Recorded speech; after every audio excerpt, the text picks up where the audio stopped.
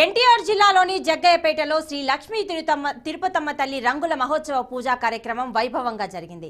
ఈ మహోత్సవంలో BRK news chairman Bolla Ramakrishna పాల్గొని ప్రత్యేక పూజలు చేశారు। ఈ కార్యక్రమంలో అంగన్వాడీ డ్వాక్రా సాధికారక సంస్థ రాష్ట్ర అధ్యక్షురాలు ఆచంట సునీత, జిల్లా అంగన్వాడీ డ్వాక్రా ప్రధాన కార్యదర్శి గద్దె రాజ్యలక్ష్మి, నాయకులు ఆకుల బాజీ, రామకృష్ణ, ఆచంట సతీష్, రావూరి నాగేశ్వరరావు మరియు తదితరులు పాల్గొన్నారు।